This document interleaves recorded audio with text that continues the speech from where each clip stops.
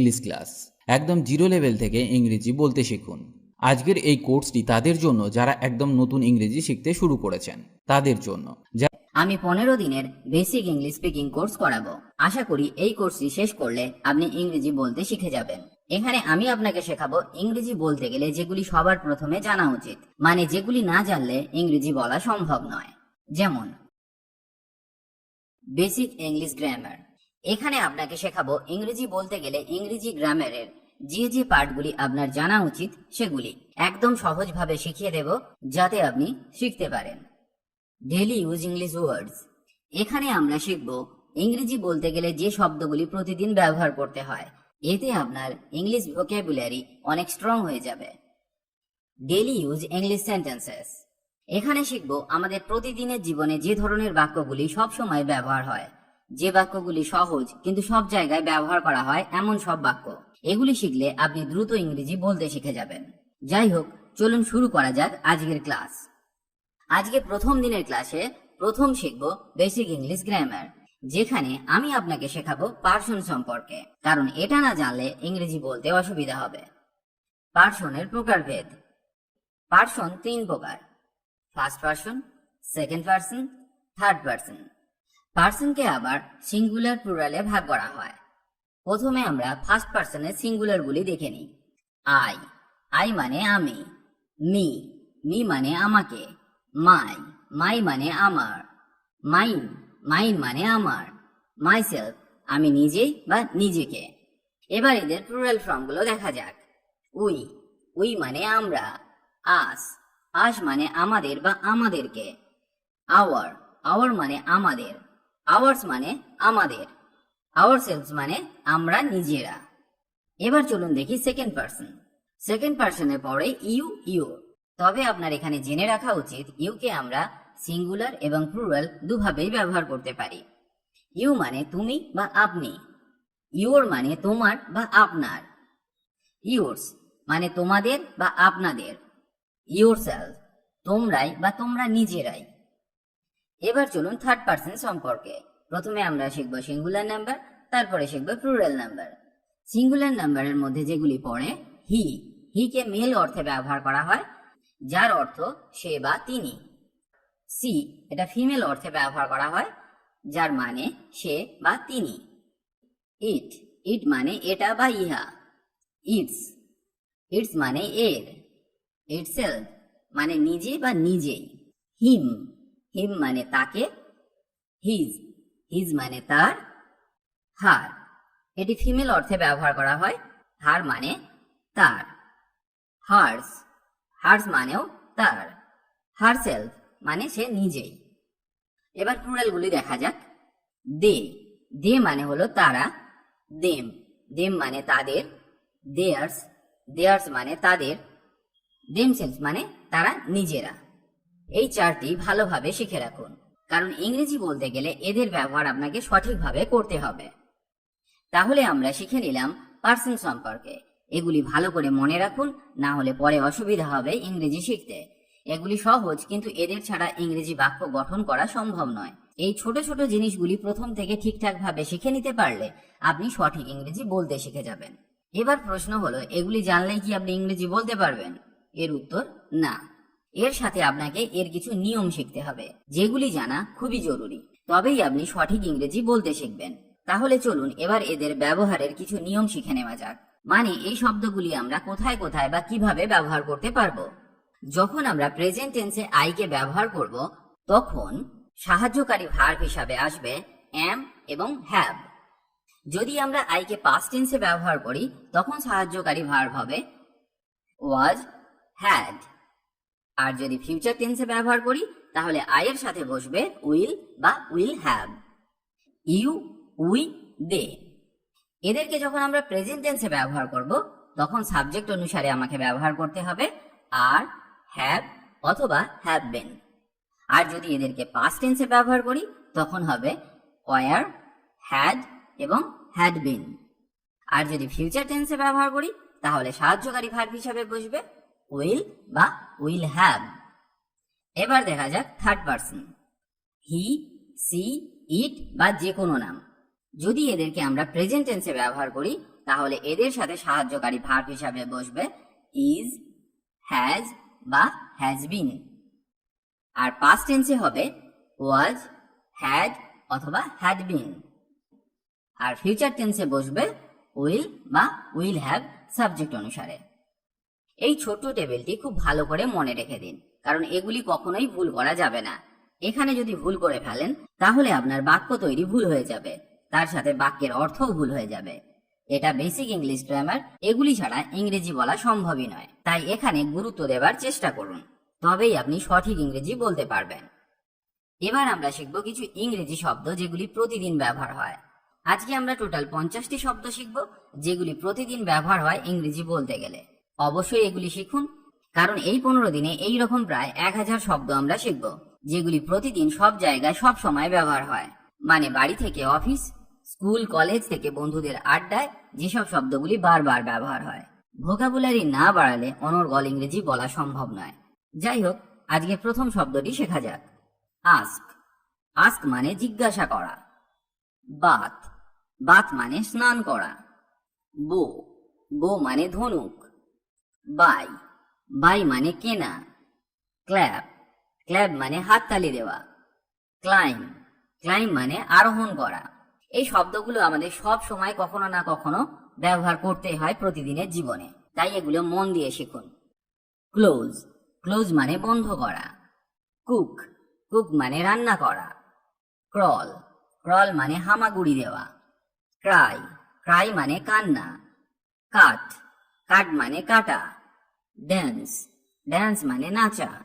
ডিগ। ডিগ মানে খনন করা। ডাইভ। ডাইভ মানে ডুব দেওয়া। ড্রিম। ড্রিম মানে স্বপ্ন দেখা। ড্রিঙ্ক। ড্রিঙ্ক মানে পান করা। ইট। ইট মানে খাওয়া। ফাইট। ফাইট মানে লড়াই। ফ্লাই। ফ্লাই মানে উড়া। গিভ। গিভ মানে দেওয়া। হাগ। হাগ মানে আলিঙ্গন করা। জাম্প। জাম্প মানে ঝাঁপ দেওয়া। নিট। নিড মানে বুনা। লাভ। লাভ মানে হাসা। Listen.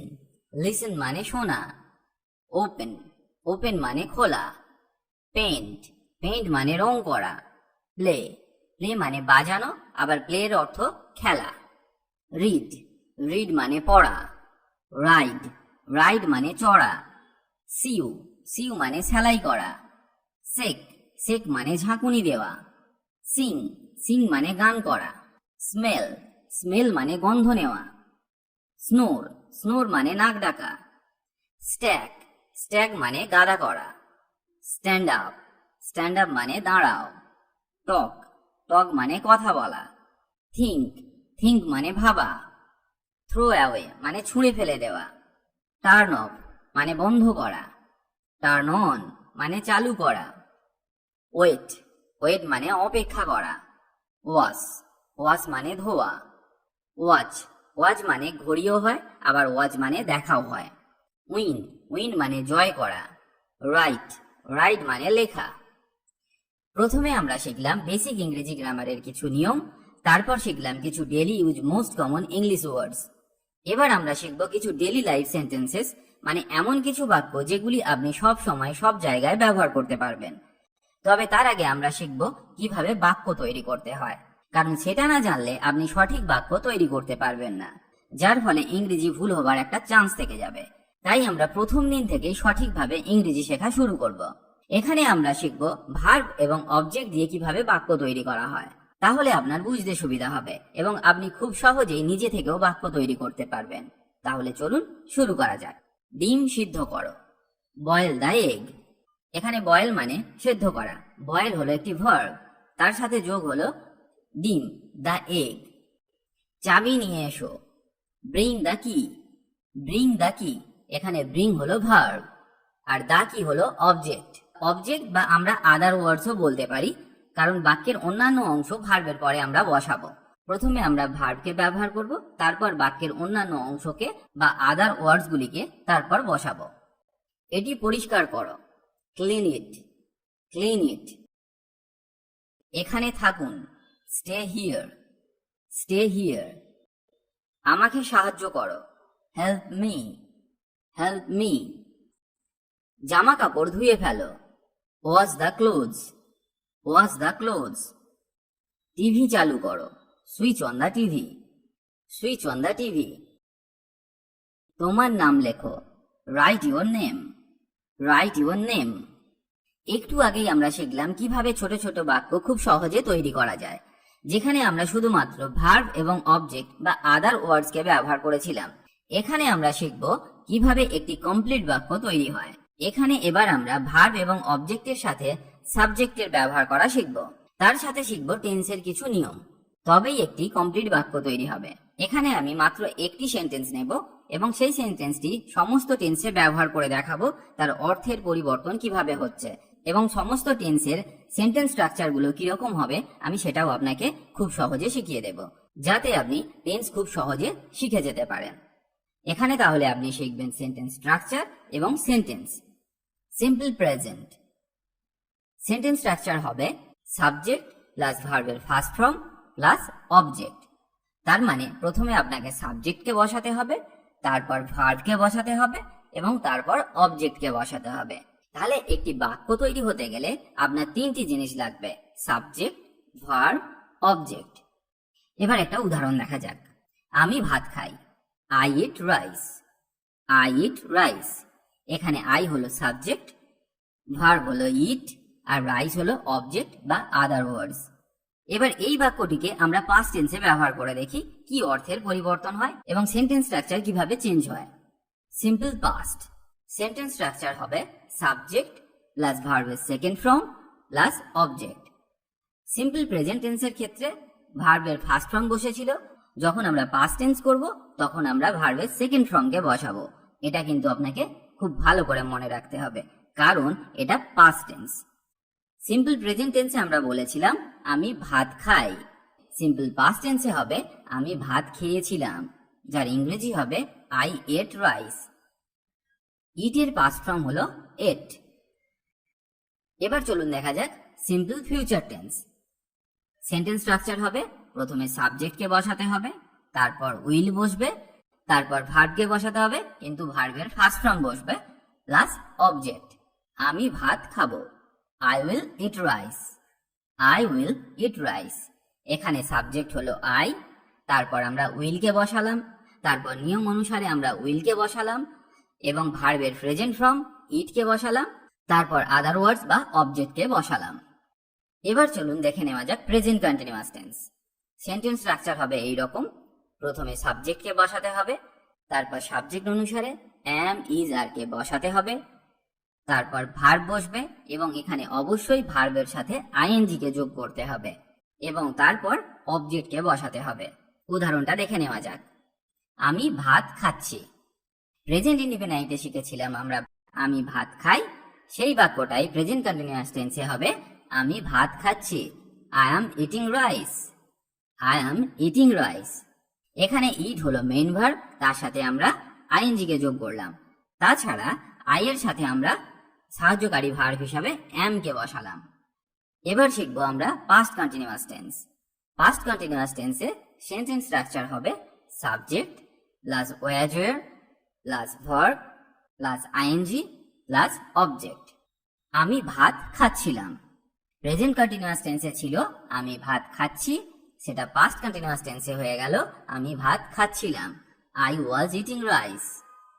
I was eating rice. Future continuous tense. Sentence structure হবে subject plus will be plus verb plus ing plus object. এবার উদাহরণটা দেখা যাক। আমি ভাত খেতে থাকবো। I will be eating rice. I will be eating rice. Continuous টেন্সে আপনাকে সব সময় মনে রাখতে হবে যে ভার্বের সাথে আইএনজি যোগ হয়। এটা কিন্তু আপনাকে খুব ভালো করে মনে রাখতে হবে। এবার আমরা শিখব প্রেজেন্ট পারফেক্ট টেন্স। চলুন সেন্টেন্স স্ট্রাকচারটা দেখে নেওয়া যাক। সাবজেক্ট প্লাস হ্যাভ অথবা হ্যাজ প্লাস ভার্বের থার্ড ফর্ম প্লাস অবজেক্ট। আমি ভাত খেয়েছি। I have eaten rice. I have eaten rice. এখানে আই হলো সাবজেক্ট, তারপর সাবজেক্ট অনুসারে হ্যাভ বসেছে। ইটেন হলো ইটের থার্ড ফর্ম, ইট, এট, ইটেন, তারপর অবজেক্টকে বসালাম। Past perfect. পাস্ট পারফেক্ট টেন্সের সেন্টেন্স স্ট্রাকচার হবে এই রকম: সাবজেক্ট প্লাস হ্যাড প্লাস ভার্বের থার্ড ফর্ম প্লাস অবজেক্ট। আমি ভাত খেয়েছিলাম। I had eaten rice. I had eaten rice.